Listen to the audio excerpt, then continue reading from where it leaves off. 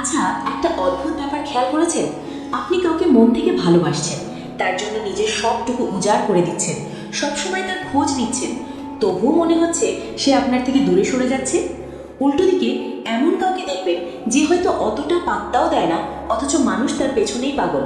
এটা কেন হয় জানেন? কারণ আমরা ছোটবেলা থেকে একটা ভুল ধারণা নিয়ে বড় হয়েছি যে কাউকে পেতে হলে বুঝি তার জন্য নিজেকে বিলিয়ে দিতে হয়। কিন্তু সত্যিটা হলো, পৃথিবী বা কোনো মানুষের মন কোনোটাই দুর্বলতার পূজা করে না, তারা শক্তির ভক্ত। আজ আমি আপনাকে সেই শক্তিটা নিজের ভেতরে জাগিয়ে তোলার গোপন মন্ত্রটা শেখাবো।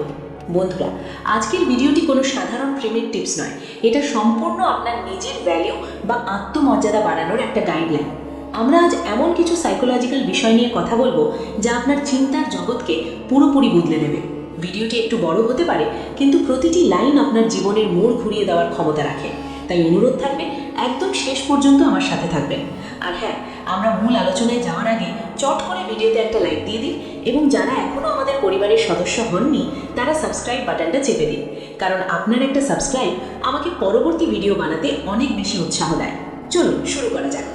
দেখুন, পুরুষ হিসেবে আমরা অনেকেই মনে করি নারীদের বা প্রিয় মানুষকে ইমপ্রেস করার জন্য হয়তো অনেক বেশি কথা বলতে হয়, অনেক বেশি গিফট দিতে হয়, কিংবা সবসময় জি হুজুর করে চলতে হয়। আমাদের ধারণা, আমরা যত বেশি ঝুঁকব, যত বেশি স্যাক্রিফাইস করব, সামনের মানুষটা ততই আমাদের ভালোবাসবে। কিন্তু বাস্তবতাটা বড্ড নিষ্ঠুর। আপনি যত বেশি মাথা নোয়াবেন, আপনার ভ্যালিউ বা গুরুত্ব ততই কমতে থাকবে। নারীর মনস্তত্ত্ব বা হিউম্যান সাইকোলজি বলে, মানুষ তাকেই সম্মান করে যে নিজের পায়ে শক্ত হয়ে দাঁড়িয়ে থাকতে জানে। একটা সহজ উদাহরণ দিই। ধরুন, আপনি এমন একজন মানুষ যে সবসময় ভয়ে ভয়ে থাকে, পাছে সে আমাকে ছেড়ে চলে যায়, পাছে সে রাগ করে। এই যে হারানোর ভয়, এটা আপনার ব্যক্তিত্বকে নড়বড়ে করে দেয়। আর বিশ্বাস করুন, কোনো নারী এমন পুরুষের সাথে নিজেকে নিরাপদ মনে করে না যে নিজেই নিজের আবেগ সামলাতে পারে না।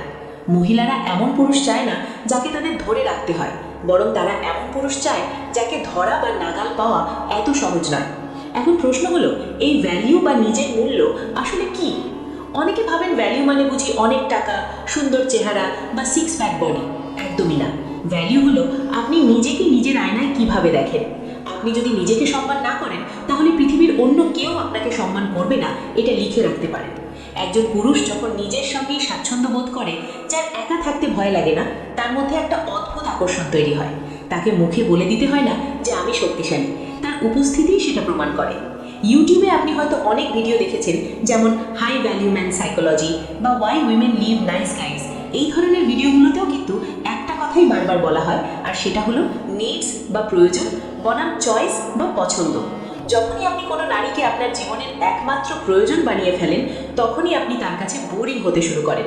কেন জানেন? কারণ প্রয়োজনের মধ্যে একটা হাহাকার থাকে, একটা কাঙালপনা থাকে।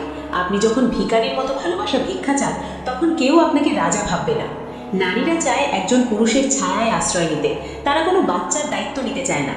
যখন আপনি অতিরিক্ত ইমোশনাল হয়ে পড়েন, সবসময় তার উপর নির্ভর করেন নিজের খুশির জন্য, তখন সে আপনাকে আর প্রেমিক বা স্বামী হিসেবে দেখে না, সে আপনাকে একটা দায়িত্ব মনে করে। আর যেখানে দায়িত্ব বা বোঝা চলে আসে, সেখান থেকে ভালোবাসা জানালা দিয়ে পালায়। একজন পুরুষের সবচেয়ে বড় শক্তি তার পেশিবহুল শরীর নয়, তার সবচেয়ে বড় শক্তি হলো তার মানসিক স্বাধীনতা।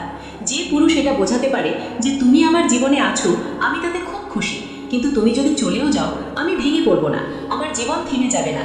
নারীরা এই ধরনের পুরুষের প্রতিই চুম্বকের মতো আকৃষ্ট হয়। এটাকে অহংকার ভাববেন না, এটা হলো আত্মবিশ্বাস। নারী জানে এই মানুষটার নিজস্ব একটা জগৎ আছে, আর সেই জগতে প্রবেশ করাটা তার জন্য একটা অর্জনের মতো। এবার আসি একটা খুব শক্তিশালী অস্ত্রে, যেটার নাম হলো নীরবতা। আমরা মনে করি সব কথা বলে দিলেই বুঝি সম্পর্ক ভালো থাকে। ভুল। আপনি যখন সব কথা বলে দেন, নিজেকে একদম খোলা বইয়ের মতো মেলে ধরেন, তখন সামনের মানুষটার আর কিছু জানার বা ভাবার থাকে না। রহস্য যেখানে শেষ, আকর্ষণও সেখানে শেষ। মাঝে মাঝে চুপ থাকতে হয়। কারণ ছাড়াই যখন আপনি একটু সাইলেন্ট থাকেন, নিজের কাজে ব্যস্ত থাকেন, তখন সামনের মানুষটা আপনাকে নিয়ে ভাবতে বাধ্য হয়। সে ভাবে, কি হলো, ও আমাকে নক করছে না কেন, ও কি করছে?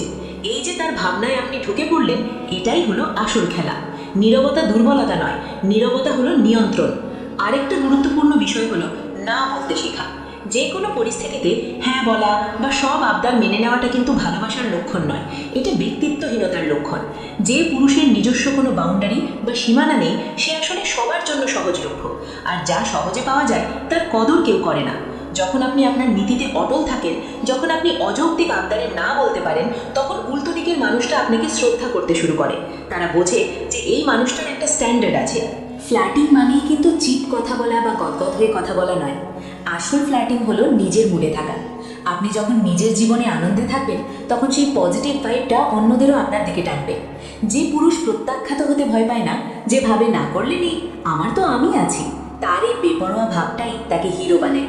সবশেষে একটা গভীর কথা বলি, যেটা হয়তো আপনার জীবনের মূল মন্ত্র হতে পারে।